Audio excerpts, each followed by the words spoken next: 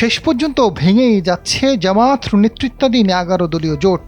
জানা যায় ইসলামী আন্দোলনকে 40টি আসন ছেড়ে দেওয়া হলেও তাদের দাবি অন্তত 70টি। দুই পক্ষই তাদের অবস্থানে অনড় থাকায় দফায় দফায় বৈঠক করেও কোনো সমঝোতা চূড়ান্ত হয়নি।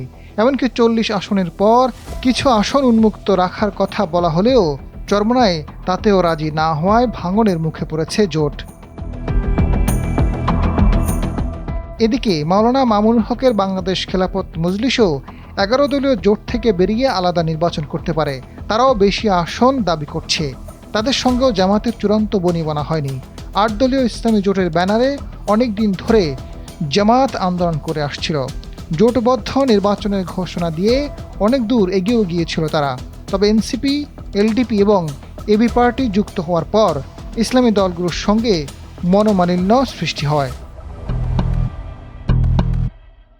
দলীয় সূত্রে জানা গেছে ইসলামী আন্দোলন জোটে থাকছে না, সেটা অনেকটাই বলাই যায়। মঙ্গলবার বিকেলে ইসলামী আন্দোলনের কেন্দ্রীয় কার্যালয় থেকে অনেক নেতা রামপুরার একটি মাদ্রাসায় যান। দেশে বিভিন্ন স্থান থেকেও গাড়ি নিয়ে অনেকে যান সেই মাদ্রাসায়। সন্ধ্যায় মাগরিবের নামাজের পরে সেখানে দলটির শুরার মজলিসের বৈঠক হয়। বৈঠকে কেন্দ্র থেকে তৃণমূলের নেতারা জামায়াতের সঙ্গে সমঝোতার ক্ষেত্রে কয়েকটি বিষয়ে অসন্তুষ্টির কথা জানান। দলটির নেতারা বলছেন, জামাত কিছু সিদ্ধান্ত এককভাবে নিয়েছে যা অন্য দলগুলো ভালোভাবে নেয়নি। এরপর আসন সংখ্যা নিয়ে ইসলামী আন্দোলনের অসন্তোষ প্রকাশ পায়।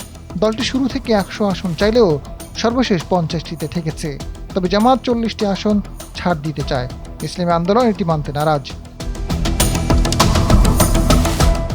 ইসলামী আন্দোলন এক কেন্দ্রীয় নেতা জানান, আসন সমঝোতার বিষয়টি সম্পূর্ণ নির্ভর করছে দলের আমির চরমোনাই পীরের সিদ্ধান্তের উপর। তিনি যদি সমঝোতায় থাকতে চান তাতে শুরা কাউন্সিল যাই সুপারিশ করুক সেগুলো আর গুরুত্ব পাবে না। তিনি না থাকতে চাইলে সমঝোতা হবে না। তবে তৃণমূল নেতাকর্মীরা প্রেসার তৈরি করছে শীর্ষ নেতৃবৃন্দের উপর। আজাদ ফারুক, সময়ের আলো।